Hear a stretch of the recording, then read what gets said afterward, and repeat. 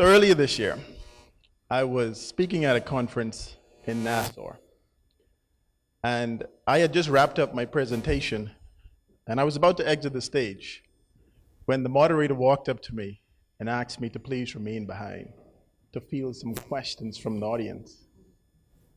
And then, like a sniper, locked in on his target, awaiting instructions to squeeze the trigger, a piercing question came from the audience.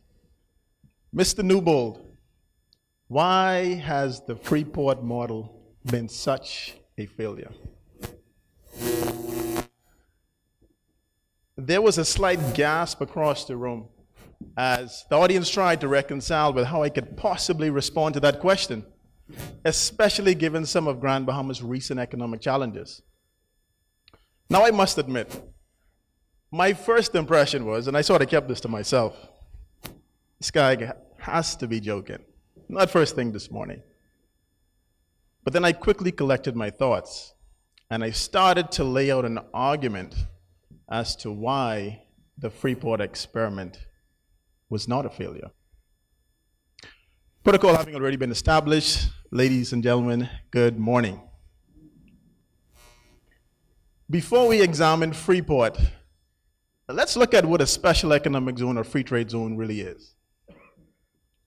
So these are some broad characteristics of a special economic zone.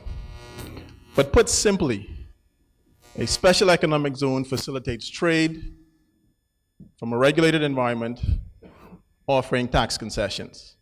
It's very simple. Doesn't that sound like Freeport? Now, special economic zones have been around for centuries, dating as far back as the 1700s, when we saw them introduced in Phoenicia and Gibraltar. And then in the 1800s, they were introduced in Singapore and Hong Kong. And then more recently, in the 1900s, they were introduced Panama and Freeport, Bahamas. As of today, there are more than 4,300 special economic zones around the world. In fact, 3 out of every 4 countries have at least one of them. And according to the International Labor Organization, these zones create 2 indirect jobs for every 1 direct job created.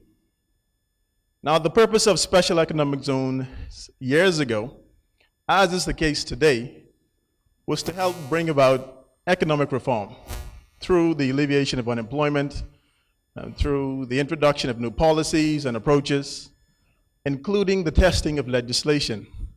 That's a hint to government. And of course, for the purpose of foreign direct investment attraction. So I suppose naturally your next question is, what has been the impact of Freeport, the free trade zone of the Bahamas, on the Bahamas' economy? Now, for the purpose of this exercise, I wanted to look at 3 other islands in the Bahamas of comparable size to that of Grand Bahama: Andros, Abaco, Eleuthera. And I looked at a few performance indicators, and then I compared that to Grand Bahama. And here's what I found.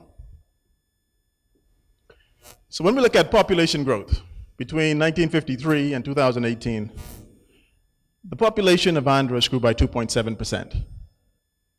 Abaco grew by 527%. Eleuthera grew by 38%. But look at Grand Bahama's population growth. Over 1,200% between 1953 and 2018. And then we looked at tourist arrivals. And we looked at the average amount of tourist arrivals per year over the past 8 years. On average, Andros attracted about 9,000 arrivals per year. Abaco, 345,000. Eleuthera, 262,000. Again, look at Grand Bahama. On average, per year, 812,000 passengers or tourists attracted each year over the past 8 years. And then we looked at the amount of operating businesses. Abaco, 827 businesses operating. Eleuthera, 559, and then Andros, 463.